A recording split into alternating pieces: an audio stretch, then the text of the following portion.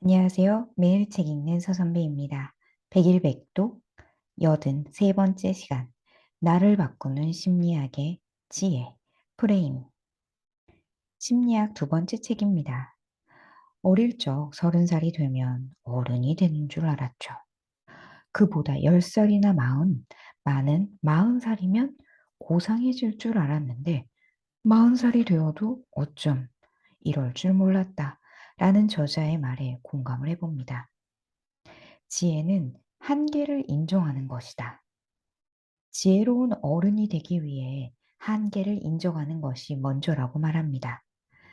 한계를 인정하는 것은 멈추는 것이 아니라 적극적으로 나아가기 위함이라고 하는데요.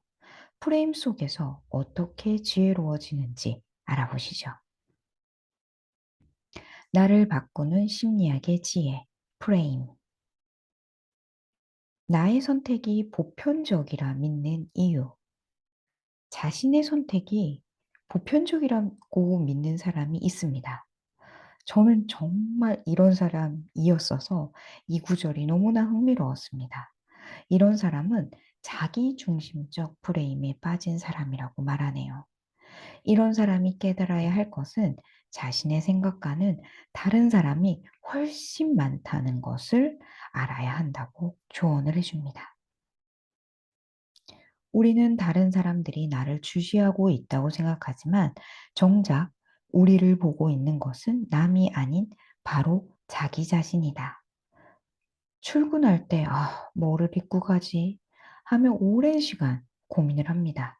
급하게 어제와 같은 옷을 입고 나갈 때면 공연히 다른 이들이 눈치챌까 마음이 쓰이죠. 하지만 놀랍게도 나를 주시하고 있는 사람은 다름 아닌 나뿐이라는 사실을 알아야 합니다. 진정으로 지혜로운 사람이 되고자 원한다면 10년 전의 촌스러운 외모를 보며 부끄러워하기보단 10년 전 지적 수준을 떠올리며 그때보다 성장했다는 뿌듯함을 경험하는데 주력해야 할 것이다. 서태지와 아이들의 멜빵 바지를 기억합니까? 저 역시 그때 멜빵 바지를 입고 "난 알아요." 하며 외쳤던 기억이 납니다. 지금 그 사진을 보면 참으로 촌스럽기 그지없죠. 결혼 사진은 또 어떤가요? 당시 최신 유행을 한껏 넣고 고가의 비용을 지불했지만 세월은 사진을 펼쳤을 때 부끄러움을 동반합니다. 저자는 말하죠. 그때 사진을 보며 부끄러워할 게 아니라 그때의 지적 수준을 떠올리며 성장의 뿌듯함을 경험하는데 주력하라고요. 접근함으로 인한 후회는 시간이 지나면 사라지지만 안주함으로 인한 후회는 시간이 지날수록 더 커진다는 것을 과거를 떠올리면 하지 않았던 것에 아쉬움이 떠오릅니다. 공부를 왜 안 했을까? 책을 왜 안 읽었을까? 도전을 왜 안 했을까? 후회의 기억은 끝도 없죠. 그때의 기억이 후회라면 지금이라도 하면 된다고 말합니다. 시도해보고도 때때로 후회를 하기도 하지만 그건 잠시뿐이고 해보지 않고 후회는 평생을 따라다닌 사실을 잊지 말아야겠습니다. 우리의 삶에서 정말 중요한 건 어디서의 문제가 아니라 누구와의 문제인 것이다. 우리는 부자가 되어 강남 입성을 꿈꿉니다. 어디서의 문제로 우리는 끝없이 고민하고 도전하죠. 하지만 행복은 어디서가 아니고 누구와의 문제라고 하네요. 힘겹게 입성한 고층 강남 아파트에 멋진 야경을 사랑하는 사람 없이 혼자 감상한다면 어떤 느낌일까요? 어디라도 좋으니 제가 정말 좋아하는 사랑하는 사람들과 연말에 한 해 덕분에 즐거웠소 라며 함께 건배를 한다면 더없이 행복할 거라는 생각이 듭니다.